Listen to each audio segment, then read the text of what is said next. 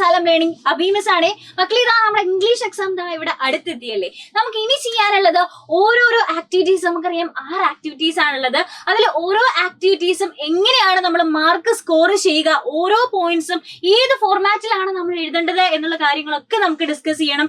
ആ ഒരു രീതിയിൽ നമ്മൾ പഠിച്ചു പോയാലാണ് ഒരു മാർക്ക് പോലും എങ്ങും കളയാണ്ട് നമുക്ക് സ്കോർ ചെയ്യാൻ പറ്റുള്ളൂ. സോ ഇന്നത്തെ വീഡിയോയിൽ നമ്മൾ ഡിസ്കസ് ചെയ്യാൻ പോകുന്നത് എങ്ങനെയാണ് ഒരു ഡയറി റൈറ്റിംഗ് ചോദിച്ചാൽ നമ്മൾ എങ്ങനെ എഴുതണം, ഏതൊക്കെ രീതിയിലാണ് അതിന്റെ ഫോർമാറ്റ് ഉള്ളത് എന്നാണ്. അതുപോലെ തന്നെ കോൺവെർസേഷൻ, രണ്ടാൾക്കാർ തമ്മിലുള്ള സംഭാഷണം, കോൺവെർസേഷൻ എഴുതുമ്പോൾ എന്തൊക്കെ കാര്യങ്ങൾ ശ്രദ്ധിക്കണം, അതേപോലെ തന്നെ അനൗൺസ്മെന്റ് എഴുതാൻ പറഞ്ഞാൽ എങ്ങനെ എഴുതണം എന്നുള്ള കാര്യങ്ങളാണ് ഇന്നത്തെ വീഡിയോയിൽ നമ്മൾ അടിപൊളിയായിട്ട് പഠിക്കാൻ പോകുന്നത്. അപ്പൊ നമുക്കറിയാം ഈ ഓരോരോ ഡിസ്കോഴ്സസിന്റെ ഫോർമാറ്റ് എങ്ങനെയാണെന്ന് മനസ്സിലാക്കി കഴിഞ്ഞാൽ നമുക്ക് ഏതൊക്കെ ക്വസ്റ്റ്യൻ ആണ് വരുന്നത് നമുക്ക് പ്രിഡിക്ട് ചെയ്യാൻ പറ്റില്ല. പക്ഷെ നമുക്ക് ചെയ്യാൻ പറ്റുന്ന ഒരു കാര്യമുണ്ട്, ഏതൊക്കെ രീതിയിലാണ് ക്വസ്റ്റ്യൻസ് വരിക എന്നുള്ളത് നമുക്ക് അറിയാൻ പറ്റും. അപ്പോൾ ആ ഒരു ഫോർമാറ്റ് പഠിച്ചു വെച്ച് കഴിഞ്ഞാൽ നമ്മൾ ആ ഒരു പോയിന്റ്സിൽ എങ്ങനെയൊക്കെ മാർക്ക് സ്കോർ ചെയ്യാൻ പറ്റും, എങ്ങനെയൊക്കെ എഴുതണം എന്ന് കൃത്യമായി നമ്മൾ പഠിച്ചു കഴിഞ്ഞാൽ തീർച്ചയായിട്ടും ഏതൊരു രീതിയിൽ അത് ഇങ്ങനെ വളഞ്ഞ് മൂക്കിൽ പിടിച്ചാലും നമുക്ക് അതിൽ കറക്റ്റ് ആയിട്ട് മാർക്ക് സ്കോർ ചെയ്യാൻ പറ്റും.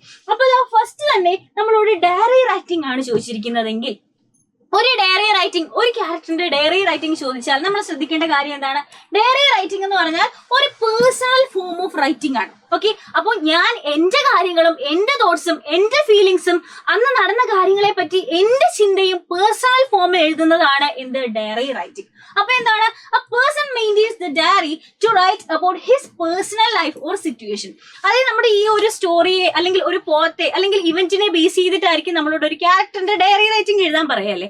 അപ്പൊ ആ ക്യാരക്ടർ കടന്നു പോയിരിക്കുന്ന സാഹചര്യം ഏതാണെന്ന് നമ്മൾ ആദ്യം അസ്യൂം ചെയ്യണം. നമ്മളെ ആ ഒരു ക്യാരക്ടറായിട്ട് തന്നെ നമ്മൾ കാണണം. അപ്പൊ നമ്മൾ എങ്ങനെയായിരിക്കും ഈ ഒരു സിറ്റുവേഷനിൽ കടന്നു പോയാൽ ചിന്തിക്കുക എന്നുള്ള രീതിയിലുള്ള അവരുടെ ചിന്തകളും അവരുടെ ഹോപ്പും പ്രതീക്ഷകളും ആ ഒരു കഥയെ പറ്റിയിട്ടുള്ള കാര്യങ്ങളായിരിക്കണം എവിടെ എഴുതേണ്ടത്?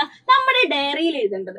മാത്രമല്ല ഇതിന് നമ്മൾ ശ്രദ്ധിക്കേണ്ട ടിപ്സ് എന്ന് പറഞ്ഞാൽ ഒരു സ്ട്രൈക്കിംഗ് ആയിട്ടുള്ള ഓപ്പണിംഗ് വേണം. അതായത് നമ്മൾ കറക്റ്റ് ആയിട്ടുള്ള ഡേറ്റും ഡേയും കൊടുക്കണം. അത് കൂടാണ്ട് തന്നെ നമ്മളൊരു സ്ട്രൈക്കിംഗ് ആയിട്ടുള്ള ഓപ്പണിംഗ് ആയിരിക്കണം. ആ ഒരു ഓപ്പണിംഗ് വായിക്കുമ്പോൾ തന്നെ ആ ഒരു ഡേയെ പറ്റിയിട്ടുള്ള ഒരു ഐഡിയ കിട്ടണം. കാരണം എന്താണ്? It was A wonderful day എന്ന് പറഞ്ഞ് സ്റ്റാർട്ട് ചെയ്താൽ അതൊരു നല്ല ദിവസമായിരിക്കും, നല്ലൊരു എക്സ്പീരിയൻസിനെ പറ്റിയിട്ടായിരിക്കും ആ ഒരു ഡേയിൽ പറയുക അല്ലെ. അതേപോലെ തന്നെ സങ്കടപ്പെടുത്തുന്ന ഒരു ദിവസമാണെങ്കിൽ അതിന്റെ ഓപ്പണിംഗ് ആ ഒരു രീതിയിലായിരിക്കണം. അപ്പൊ സ്ട്രൈക്കിംഗ് ആയിട്ടുള്ള ഒരു ഓപ്പണിംഗ് വേണം. പിന്നെ നമ്മൾ ശ്രദ്ധിക്കേണ്ട കാര്യം എന്താണ്? First person language. First person ലാംഗ്വേജിലായിരിക്കണം നമ്മൾ ഈ ഡയറി എഴുതേണ്ടത്. എന്താടാകും ഞാൻ ഫസ്റ്റ് പേഴ്സൺ ലാംഗ്വേജ് എന്ന് പറഞ്ഞാൽ? ഞാൻ, എനിക്ക്, ഐ, മീ എന്നുള്ള വേർഡ്സ് ഒക്കെ യൂസ് ചെയ്ത് എഴുതുന്നതിനെയാണ് നമ്മൾ ഫസ്റ്റ് പേഴ്സൺ ലാംഗ്വേജ് എന്ന് പറയുന്നത്. ഞാൻ എന്റെ ഡയറിയിൽ അയാൾ ഇന്ന് വന്നു, അയാൾ ഇന്നലെ പോയി എന്നല്ലല്ലോ എഴുതുന്നത്, ഞാൻ വന്നു, ഞാൻ പോയി എന്നല്ലേ. അപ്പൊ ഫസ്റ്റ് പേഴ്സൺ ലാംഗ്വേജ് ആയിരിക്കണം നമ്മൾ ഡയറി അല്ലെങ്കിൽ തോട്ട്സ് ഒക്കെ എഴുതുമ്പോൾ നമ്മൾ ശ്രദ്ധിക്കേണ്ടത്. പിന്നെ നമ്മുടെ ഫീലിങ്സ്, നമ്മുടെ ചിന്തകള്, ഇതൊക്കെ ആയിരിക്കണം നമ്മുടെ ഈ ഒരു ഡയറിയിൽ ഉണ്ടാവേണ്ടത്. പിന്നെ അതിന് നല്ലൊരു എൻഡിങ് കൊടുക്കണം. അപ്പൊ ഇത്രയും കാര്യങ്ങൾ ശ്രദ്ധിച്ച് ഈ ഒരു ഫോർമാറ്റിൽ എഴുതി കഴിഞ്ഞാൽ നമുക്ക് ഡയറി സെറ്റ് ആണ്. അപ്പൊ ഡയറി റൈറ്റിംഗിൽ നമ്മൾ ശ്രദ്ധിക്കേണ്ട കാര്യങ്ങളാണ് ഇപ്പൊ നമ്മൾ പറഞ്ഞത്. ഇനി മിസ് ഡയറിക്ക് ഒരു ഫോർമാറ്റ് കാണിച്ചു തരാം. എങ്ങനെയാണ്? നമ്മുടെ ഡേറ്റ് വേണം. ഓക്കെ, നമ്മുടെ ഡേറ്റ് എന്താണോ ഡേറ്റും ഡേയും നമ്മൾ ആദ്യം എഴുതുക. അതുപോലെ തന്നെ നമ്മൾ ഡിയർ ഡയറി എന്നൊക്കെ പറഞ്ഞിട്ട് വേണമെങ്കിൽ നമ്മൾ ആലങ്കാരികമായിട്ട് നമുക്ക് വേണേൽ ഡയറിയെ സംബോധന ചെയ്തുകൊണ്ട് പറയാം. നമ്മുടെ കാര്യങ്ങൾ ഡയറി ഒരു ഫ്രണ്ട് ആയിട്ട് കണ്ടുകൊണ്ട് നമുക്ക് പറയാം. എന്നിട്ട് ഫസ്റ്റ് പേഴ്സൺ ലാംഗ്വേജിൽ എഴുതണം. അതേപോലെ തന്നെ നമുക്ക് എന്തൊക്കെയാണോ തോന്നിയത്, നമുക്കുണ്ടായ സിറ്റുവേഷൻസ് അല്ലെ ഉണ്ടായ സംഭവങ്ങള് നമുക്ക് എങ്ങനെയാണോ ഫീൽ ചെയ്തത് അതേപോലെ എഴുതുക. Write honestly. അതായത് നമ്മൾ ഒരാളുടെ ഇമേജ് അല്ലെങ്കിൽ അയാൾ കേട്ട എന്ത് വിചാരിക്കും എന്ന് വിചാരിച്ചിട്ടില്ല, ഞാൻ എന്താണോ എനിക്ക് എന്താണോ തോന്നുന്നത് അത് ഹോണസ്റ്റ് ആയിട്ട് നമുക്ക് ഡയറിയിൽ എഴുതാം. അത് ശരിയായിക്കോട്ടെ തെറ്റായിക്കോട്ടെ, ആ ഒരു ക്യാരക്ടർ എങ്ങനെ ചിന്തിക്കും ആ ഒരു കാര്യങ്ങൾ ഹോണസ്റ്റ് ആയിട്ട് നമുക്ക് ഡയറിയിൽ എഴുതാൻ പറ്റും. മാത്രമല്ല നാളത്തെ ദിവസത്തെ കുറിച്ചിട്ടുള്ള അല്ലെ വരാനിരിക്കുന്ന സംഭവത്തെ കുറിച്ചുള്ള എന്തെങ്കിലും ഹോപ്പോ പ്രതീക്ഷകളോ എക്സ്പെക്ടേഷനോ ഉണ്ടെങ്കിൽ അതൊക്കെ നമുക്ക് ഡയറി എഴുതാൻ പറ്റും. അപ്പൊ ഇതാണ് നമ്മുടെ ഡയറിയുടെ ഒരു ബോഡി എന്ന് പറഞ്ഞാൽ. അപ്പൊ എങ്ങനെയാണ് ഡയറി റൈറ്റിംഗ് എഴുതേണ്ടത് അടിപൊളിയായിട്ട് മനസ്സിലായില്ലേ മക്കളെ? സോ ഇനി നമുക്ക് കോൺവെർസേഷൻ, രണ്ടു പേര് തമ്മിലുള്ള സംഭാഷണം എഴുതുമ്പോൾ നമ്മൾ എന്തൊക്കെ കാര്യങ്ങൾ ശ്രദ്ധിക്കണം? കോൺവെർസേഷൻ ബിറ്റ്വീൻ ടു പീപ്പിൾ, രണ്ടാൾക്കാർ തമ്മിലുള്ള കോൺവെർസേഷൻ ആണ്. ഇതും എന്താണ്? ഫസ്റ്റ് പേഴ്സൺ ലാംഗ്വേജിൽ തന്നെയാണ് എഴുതുന്നത്. കോൺവെർസേഷൻ പലതരത്തിലുണ്ട് അല്ലെ. ഫോൺ വിളിച്ച് നമുക്ക് സംസാരിക്കാം അല്ലെ, ടെലിഫോണിക് കോൺവെർസേഷൻ ഉണ്ട്, അങ്ങോട്ടും ഇങ്ങോട്ടും വാക്ക് തർക്കം അല്ലെ, വേണമെങ്കിൽ ആർഗ്യുമെന്റ് ഉണ്ട്, അല്ലെങ്കിൽ കാഷ്വൽ ആയിട്ട് എന്തുണ്ട് വിശേഷം, എവിടെ പോയി, അത് വാങ്ങിച്ചു, ഇത് വാങ്ങിച്ചു, കാഷ്വൽ ആയിട്ടുള്ള ടോക്സ് ഉണ്ട്, അതല്ലെങ്കിൽ ഒരു ജോബ് ഇന്റർവ്യൂ ഫോർമൽ ആയിട്ടുള്ള കോൺവെർസേഷൻ ഉണ്ട്. അപ്പൊ പലതരത്തിലുള്ള കോൺവെർസേഷൻ കോൺവെർസേഷൻ ഉണ്ട്. അപ്പൊ ഓരോ കോൺവെർസേഷനിലും നമ്മൾ സംസാരിക്കുന്ന രീതി, ഉപയോഗിക്കുന്ന ലാംഗ്വേജസ് വേറെ ആയിരിക്കും അല്ലേ. ഇതേപോലെയുള്ളിടത്ത് നമ്മൾ കാഷ്വൽ ടോക്സ് പറ്റില്ല, നമ്മൾ കുറച്ചും കൂടെ ഒഫീഷ്യൽ ആയിട്ടായിരിക്കും നമ്മൾ സംസാരിക്കുക. അപ്പൊ പലതരത്തിലുള്ള കോൺവെർസേഷൻ ഉണ്ട് എന്ന് നമുക്ക് മനസ്സിലായി. ഇനി നമ്മൾ ശ്രദ്ധിക്കേണ്ട ടിപ്സ് എന്തൊക്കെയാണ്? കോൺവെർസേഷനിൽ നമ്മൾ ശ്രദ്ധിക്കേണ്ട ടിപ്സ് എന്തൊക്കെയാണ്? Know your characters well. മിസ്സിന് എപ്പോഴും പറയാറുള്ളത് പോലെ നമ്മൾ ക്യാരക്ടേഴ്സ് ആർക്ക് തമ്മിലുള്ള കോൺവെർസേഷൻ ആണോ ആ ഒരു ക്യാരക്ടേഴ്സിനെ നമ്മൾ കൃത്യമായിട്ട് മനസ്സിലാക്കി വെക്കുക. ആ ഒരു സിറ്റുവേഷനിൽ അവർ എന്തൊക്കെ സംസാരിക്കാം എന്നുള്ള കാര്യങ്ങളും ആ ഒരു കഥയും നമുക്ക് മനസ്സിലാക്കിയാണ് ഇവർ രണ്ടുപേരും തമ്മിലുള്ള കോൺവെർസേഷൻ എഴുതാൻ പറ്റുക അല്ലെ. അപ്പോൾ നമ്മൾ എന്ത് ചെയ്യുക? ക്യാരക്ടേഴ്സിനെ നന്നായിട്ട് മനസ്സിലാക്കുക. Know your characters well. അതുപോലെ തന്നെ play the role of your characters. നമ്മൾ ഓരോരുത്തരും ആ ഒരു ക്യാരക്ടറായി മാറുക. മിസ് എപ്പോഴും പറയാറുള്ള പോലെ ഈ തോട്ട്സ് എഴുതണം, ഡയറി എഴുതണം എന്നുണ്ടെങ്കിൽ നമ്മൾ ആ ക്യാരക്ടറിന്റെ സ്ഥാനത്ത് നിന്ന് ചിന്തിക്കുക. അപ്പൊ എന്തൊക്കെ എഴുതാൻ പറ്റും അതാണ് നമ്മൾ കോൺവെർസേഷനിൽ എഴുതേണ്ടത്.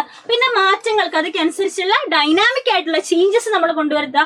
ഓവർ എക്സ്പ്ലെയിൻ ചെയ്യരുത്. നമുക്ക് ആ കഥ അറിയാം, കുറെ കാര്യങ്ങൾ അറിയാമെന്ന് വെച്ചിട്ട് അതെല്ലാം കോൺവെർസേഷനിൽ എഴുതരുത്. ആ ഒരു സിറ്റുവേഷൻ അനുസരിച്ച് എന്തൊക്കെ മാത്രം മതിയോ അത് മാത്രമേ നമ്മൾ കോൺവെർസേഷനിൽ എഴുതാൻ പാടുള്ളൂ. മാത്രമല്ല നമ്മൾ ആ ഒരു കഥകൾ നമ്മൾ കോൺവെർസേഷൻ എഴുതിയിട്ട് ആ കഥ അനുസരിച്ചുള്ള കോൺവെർസേഷൻ നമ്മൾ എന്ത് ചെയ്യുക? വായിച്ചു നോക്കുക. ഇത്രയും കാര്യങ്ങളാണ് നമ്മൾ കോൺവെർസേഷനിൽ ശ്രദ്ധിക്കാനുള്ളത്. ഒരു എക്സാമ്പിൾ പറയുകയാണെങ്കിൽ നമ്മുടെ ലിയോ സിനിമയില് നമ്മുടെ ലിയോ ദാസും എലീസ ദാസും തമ്മിലുള്ള കോൺവെർസേഷൻ ആണ്. അപ്പൊ രണ്ടു പേര് തമ്മിലാണ് കോൺവെർസേഷൻ എങ്കിൽ ആദ്യം ആരൊക്കെ തമ്മിലുള്ള കോൺവെർസേഷൻ ആണോ അവരുടെ പേര് ഇതാ എഴുതുക. ഓക്കെ, ലിയോ ആണ് ദാ ഇങ്ങനെ കോളൻ ഇടുക. അടുത്ത ആരാണ്?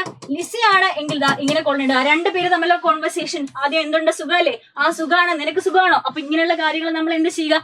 ഇതേപോലെയാണ് കോൺവെർസേഷന്റെ ഒരു മോഡൽ എന്ന് പറഞ്ഞത്. അപ്പൊ കോൺവെർസേഷൻ എങ്ങനെയാണ് എഴുതേണ്ടതെന്ന് അടിപൊളിയായിട്ട് മനസ്സിലായി. നെക്സ്റ്റ് നമുക്ക് ശ്രദ്ധിക്കേണ്ട കാര്യം എന്താണ്? അനൗൺസ്മെന്റ് ആണ്. ഒരു അനൗൺസ്മെന്റ്, അതായത് നമ്മുടെ സൈലത്തില് 7:30 ലൈവ് കാണുന്ന എല്ലാവർക്കും ഫ്രീ ആയിട്ട് ബിരിയാണി ഡിസ്ട്രിബ്യൂട്ട് ചെയ്യാണ് എന്നൊരു അനൗൺസ്മെന്റ് ആണ് നമുക്ക് കൊടുക്കേണ്ടത് എന്ന് വിചാരിച്ചു. അപ്പൊ നമ്മൾ ശ്രദ്ധിക്കേണ്ടത് എന്താണ്? Start with a salutation. ഒരു സല്യൂട്ടേഷൻ വേണം. ഏതൊരു അനൗൺസ്മെന്റിലും നമ്മൾ ലേഡീസ് ആൻഡ് ജെന്റിൽമാൻ അല്ലെങ്കിൽ പ്രിയപ്പെട്ട കുട്ടികളെ അല്ലെങ്കിൽ പ്രിയപ്പെട്ട മക്കളെ എന്നൊക്കെ പറഞ്ഞ് നമുക്ക് വിളിക്കണമെങ്കിൽ ഒരു സല്യൂട്ടേഷൻ വേണം അല്ലെ. അപ്പൊ അനൗൺസ്മെന്റിൽ എപ്പോഴും ഒരു സല്യൂട്ടേഷൻ വെച്ചിട്ട് വേണം നമ്മൾ സ്റ്റാർട്ട് ചെയ്യാൻ. നോർമൽ ആയിട്ട് നമ്മൾ ഡിയർ സ്റ്റുഡൻസ് അല്ലെങ്കിൽ ലേഡീസ് ആൻഡ് ജെന്റിൽമാൻ എന്നൊക്കെ വെച്ചിട്ടായിരിക്കും നമ്മൾ സല്യൂട്ടേഷൻ സ്റ്റാർട്ട് ചെയ്യുക. പിന്നെ എന്താണോ കാര്യം, അതായത് സൈലത്തിൽ കൃത്യം 7:30 ലൈവ് കാണാൻ വരുന്ന എല്ലാവർക്കും ഫ്രീ ആയിട്ട് ബിരിയാണി. അപ്പൊ ഇതാണ് നമ്മുടെ കണ്ടന്റ് എങ്കിൽ ആ ഒരു ഇൻഫോർമേഷൻ നമ്മളിതാ അതിൽ ഷെയർ ചെയ്യുക. അനൗൺസ്മെന്റിൽ നമ്മുടെ ഇൻഫർമേഷൻ ഷെയർ ചെയ്യുക. മാത്രമല്ല എന്തെങ്കിലും റിക്വസ്റ്റ് ഉണ്ടെങ്കിൽ ഓക്കെ, അപ്പൊ ബിരിയാണി കഴിക്കാൻ വരുന്നവരെല്ലാവരും അവരുടെ പാത്രങ്ങൾ സ്വയം കരുതുക എന്നൊരു റിക്വസ്റ്റ് ഉണ്ടെങ്കിൽ ആ റിക്വസ്റ്റും നമ്മൾ എന്ത് ചെയ്യണം? അനൗൺസ്മെന്റിൽ എഴുതണം. ഓക്കെ, അപ്പൊ അനൗൺസ്മെന്റ് ചോദിച്ചാൽ ഈ ഒരു ഫോർമാറ്റിലാണ്. ഇതേപോലെ നമ്മളോട് എന്തിനെങ്കിലും പറ്റിയിട്ട് ഇപ്പൊ രാജാവിന്റെ ഒരു വിളംബരമാണ്, അതിനെ പറ്റിയിട്ട് ഒരു അനൗൺസ്മെന്റ് എഴുതാൻ പറഞ്ഞാൽ നമ്മൾ എന്ത് ചെയ്യണം? ഒരു സല്യൂട്ടേഷനിൽ സ്റ്റാർട്ട് ചെയ്യണം, ഇൻഫർമേഷൻ കറക്റ്റ് ആയിട്ട് എഴുതണം. അതുപോലെ എന്തെങ്കിലും റിക്വസ്റ്റ് ഉണ്ടെങ്കിൽ അതും നമ്മൾ പ്രോപ്പർ ആയിട്ട് എഴുതണം. ഓക്കെ, അപ്പോൾ ഇത്രയും കാര്യങ്ങളാണ് നമ്മൾ ഡിസ്കസ് ചെയ്തത്. ഒരു കോൺവെർസേഷൻ ചോദിച്ചാൽ അല്ലെ ഒരു ഡയറി ചോദിച്ചാൽ അല്ലെങ്കിൽ ഒരു അനൗൺസ്മെന്റ് ചോദിച്ചാൽ എന്തൊക്കെ കാര്യങ്ങളാണ് ശ്രദ്ധിക്കേണ്ടതെന്ന് ഇപ്പൊ നമുക്കറിയാം. അപ്പൊ ഏതൊരു രീതിയിലും ഇങ്ങനത്തെ ക്വസ്റ്റ്യൻസ് വന്നാൽ ഇത്രയും കാര്യങ്ങൾ ഈ ഒരു ഫോർമാറ്റ് മിസ്സിന്റെ കുട്ടികൾ മനസ്സിലാക്കുക. അതനുസരിച്ച് അടിപൊളിയായിട്ട് സെറ്റ് ആയിട്ട് അങ്ങ് മാർക്ക് വായിക്കുക. ഓക്കെ, അപ്പൊ ഈ വീഡിയോ ഇഷ്ടപ്പെട്ടാൽ മിസ് പറഞ്ഞതുപോലെ ഫ്രണ്ട്സിന് ഷെയർ ചെയ്യുക, ലൈക്ക് ഒക്കെ അടിച്ചു പൊട്ടിക്കുക. ഓക്കെ അല്ലേ? ചാനലും സബ്സ്ക്രൈബ് ചെയ്യുക. ഇതുപോലെയുള്ള അടിപൊളി വീഡിയോസ് ആയിട്ട് നമുക്ക് ഇനിയും കാണാം. അതുവരെ ബൈ ബൈ, ടേക്ക് കെയർ.